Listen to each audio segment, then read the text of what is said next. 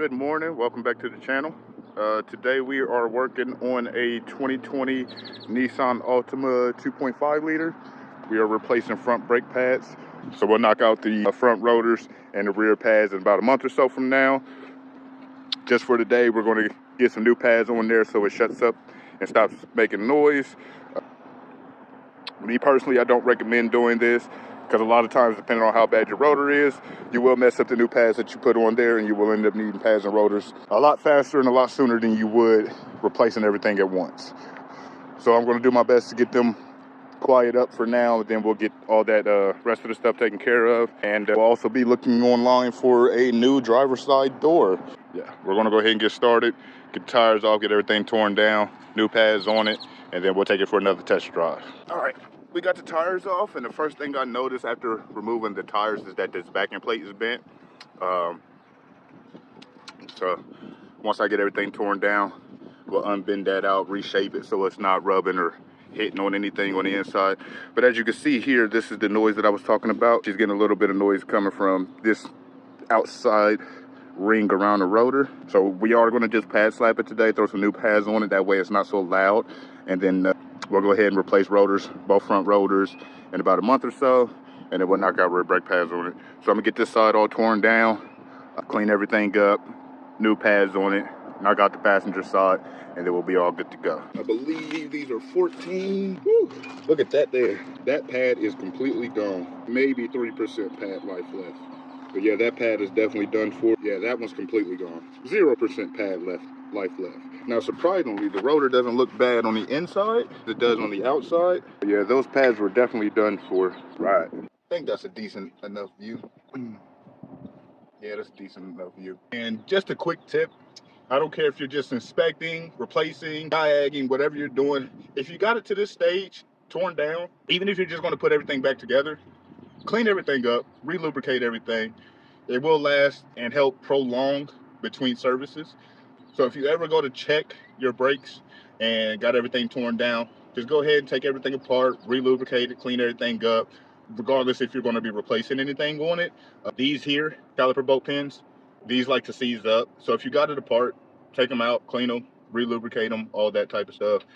Clean your surfaces up and put everything back together. Me personally, I'm not I don't like wasting time. So I feel like if I've already got everything torn down and I go ahead and clean everything up, re-lubricate everything, I don't feel like I wasted my time on that particular vehicle. Even if I'm not replacing anything, me just coming over to tear it down, tell you, yeah, you need brake pads and rotors, and then I just pack up and leave, I feel like I didn't do my job properly. Now, of course, today, I'm not going all out with the cleanup and all that type of stuff, because I'll be back in here within about a month or so with all new parts.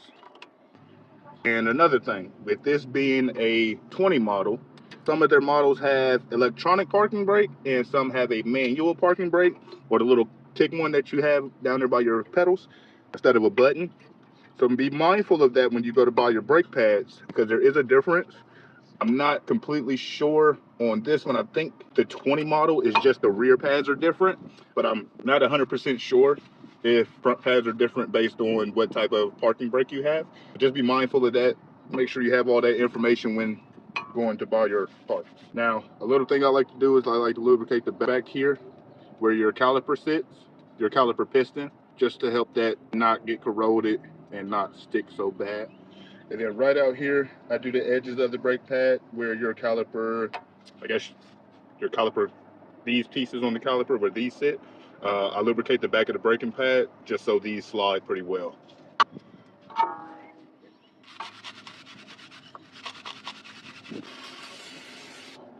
Let that hang out dry for a bit before I put it back on. Push that out, grab a screwdriver, bend that back out on the bottom. Don't judge me, y'all, because I literally just said it at the beginning of the video and almost forgot because I pulled them out and I thought I did it already. But yeah, you'll pull your caliper pins, clean them off, and then re-lubricate them, and they'll go right back in. Do not over-lubricate. Over-lubricating can cause sticking. I repeat, do not over-lubricate. Over-lubricating can cause sticking.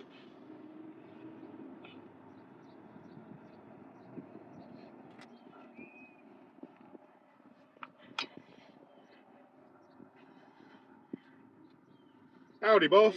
No problem, buddy. Y'all have a great day. I would have really loved to give that man a business card, but I don't have any on me.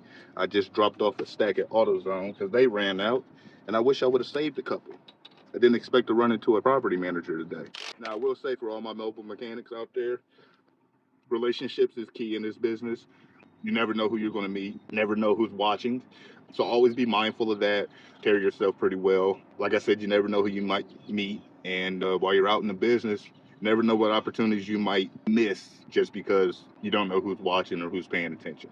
So with that being said, any type of business you're in, mobile mechanic, whatever, just be mindful when you're out on people's property, out and about working. Just be mindful of who's watching and who you might meet. Driver's side is all done. We're gonna get all this packed back up, and we're head over to the passenger side. As I said before, 214. This side wasn't too bad. Still had some life left. Wasn't grinding on the rotor or anything like that yet. So when they're ready to replace everything, I'll give them the option to replace just the driver's side rotor. These pads not grinding into this rotor. It's not bad yet and doesn't necessarily need replaced. So I'll leave it up to the customer to decide if they want to go with 2 new rotors or if they just want to replace the bad ones.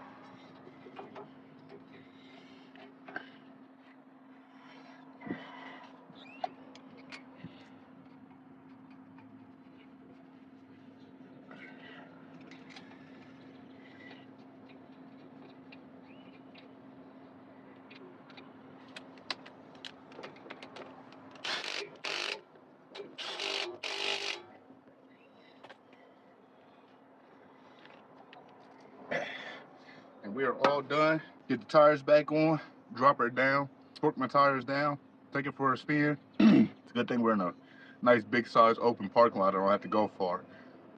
But when I did test drive it earlier, I didn't have to go far at all. I immediately Heard the brake noise up front. Put my foot on the brake, put it in drive, went to take off, and you just heard so I took it around the block, verified that there was no noise coming from the rear. Did inspect the rear, it's fine, pads are low, about 20-30%, so we'll knock that out soon. Other than that, it's not in bad shape. Nothing's loose up front, suspension's pretty decent.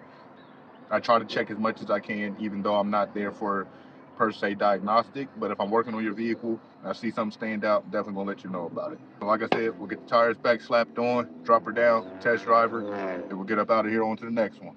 Thank you guys for watching. Stay tuned for the next episode.